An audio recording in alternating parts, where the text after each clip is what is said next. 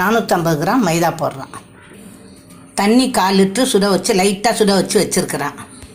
இப்போ இதில் 3 ஸ்பூனு சர்க்கரை போடுறேன்.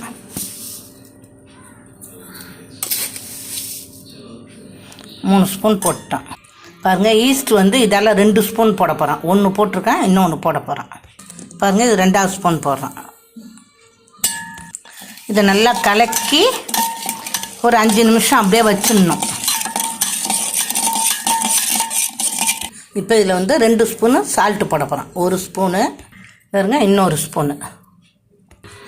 இப்போ உப்பும் மாவும் கலந்துட்டேன். இப்போ 2 ஸ்பூன் எண்ணெய் ஊற்றணும்.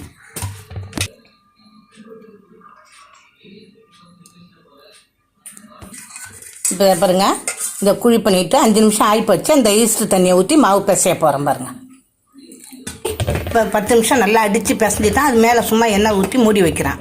இப்போ இதில் வந்து நம்ம ஒரு 2 மணி நேரம் அப்படியே மூடி வச்சிடணும். அதுக்கப்புறம் தான் எடுத்து நம்ம செய்ய ஆரம்பிக்கும். க்ரீன் குடமிளகா, இந்த ஆரஞ்சு கலர் குடமிளகா ஒன்று அப்படியே லேயராக அப்படியே அடுக்கிட்டு வருவோம். பாருங்கள், இது மேலே வந்து டொமேட்டோ சாஸ் வைக்கிறேன்.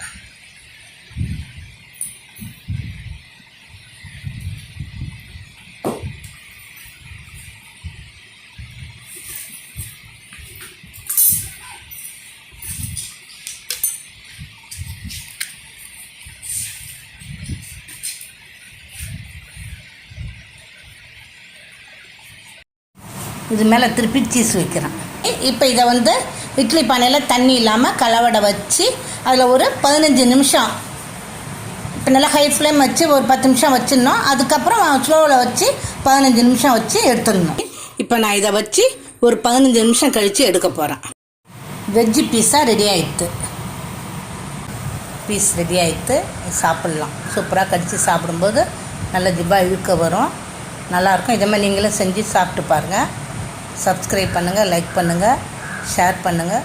தேங்க்யூ. இந்த சிக்கனை வந்து சின்னதாக பொடிசாக கட் பண்ணி இந்த சிக்கன் 65 தூள் போட்டு கொஞ்சம் நாள் ஊற வச்சுருந்தேன். ஒரு 20 நிமிஷம் ஊற வச்சுருந்தேன்.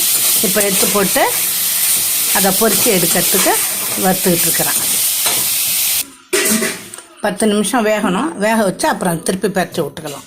இந்த தட்டில் எண்ணெய் தடவி இருக்கிறேன். இப்போ இதில் லைட்டாக மாவு, மைதா மாவு தடவி இருக்கிறேன்.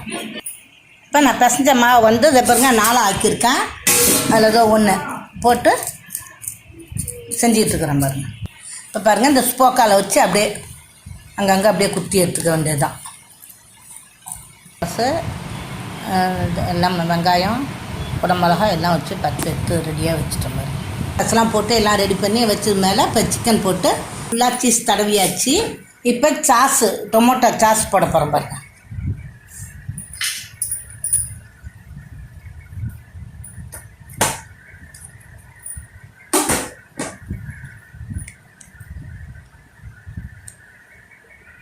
அவ்வளோதான். இப்போ ஒரு 15 நிமிஷம் இல்லை 14 நிமிஷம் வச்சா போதும். இதை இட்லி பானைக்குள்ளே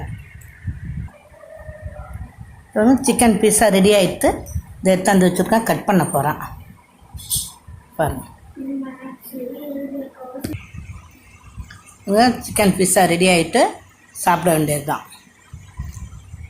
இது மாதிரி நீங்களும் செய்யுங்க, செஞ்சு சாப்பிட்டு பாருங்கள். சப்ஸ்கிரைப் பண்ணுங்கள், லைக் பண்ணுங்கள், ஷேர் பண்ணுங்கள். தேங்க்யூ.